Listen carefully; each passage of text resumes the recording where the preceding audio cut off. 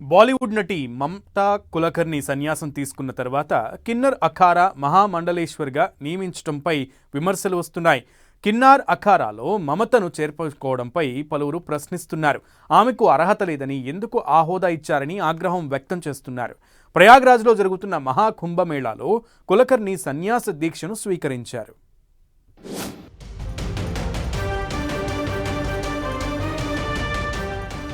బాలీవుడ్ నటి మమతా కుల్కర్ణి శుక్రవారం సన్యాస దీక్షను స్వీకరించారు. ప్రయాగ్రాజ్లో జరుగుతున్న మహాకుంభమేళాలో సన్యాసం తీసుకున్నారు. కాషాయ వస్త్రాలు, నుదుటిపై తిలకం, కాంతిమాల ధరించిన మమతా కుల్కర్ణి మహామండలేశ్వర్గా పట్టాభిషేకం చేస్తున్న సమయంలో ఎమోషనల్ అయ్యారు. మహాదేవుడు, మహాకాళి ఆజ్ఞ మేరకు సన్యాసం స్వీకరించినట్లు మమతా కుల్కర్ణి తెలిపారు. ఆమెకు శ్రీమాయి మమతానంద్ గిరిగా నామకరణం చేశారు. కిన్నార్ అఖారాలో ఆచార్య మహామండలేశ్వర్ లక్ష్మీనారాయణ త్రిపాఠి సమక్షంలో మమత సన్యాసి దీక్ష తీసుకున్నారు.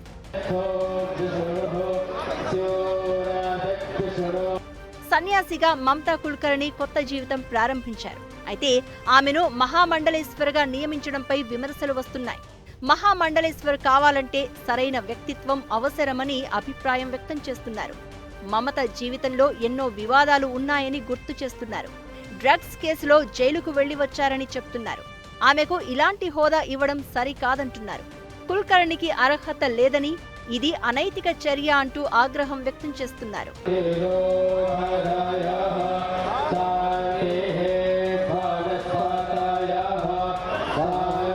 మమతా కుల్కర్ణికి మద్దతు పలికేవారు కూడా ఉన్నారు.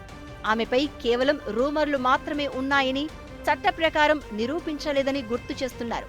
ఒక్కసారి సన్యాసం తీసుకున్నాక గతం గురించి ఆలోచించే అవకాశం లేదని సమర్థిస్తున్నారు. త్యజించడం ఎప్పుడైనా రావచ్చని, మమత సన్యాసం తీసుకోవడాన్ని స్వాగతిస్తున్నామని చెప్తున్నారు. మమతా కుల్కర్ణి 1991లో హీరోయిన్ గా ఎంట్రీ ఇచ్చారు. నన్బరల్ తమిళ సినిమాతో ఇండస్ట్రీలోకి అడుగుపెట్టారు. ఆ తర్వాత హిందీ, కన్నడ, తెలుగు, బెంగాలీ, మలయాళ సినిమాల్లోనూ నటించారు. 2016లో 2000 కోట్ల డ్రగ్స్ కేసులో మమతా కుల్కర్ణి ఇరుక్కుంది. 2016లో కెన్యాలోని అంతర్జాతీయ డ్రగ్ రింగ్లో జరిగిన సమావేశానికి మమత, తన భాగస్వామి విక్కీ గోస్వామి, ఇతర నిందితులతో కలిసి హాజరయ్యారని ఆరోపణలు ఉన్నాయి. ఈ కేసులో బాంబే హైకోర్టును ఆశ్రయించగా మమతా కుల్కర్ణికి క్లీన్ చీట్ ఇచ్చింది.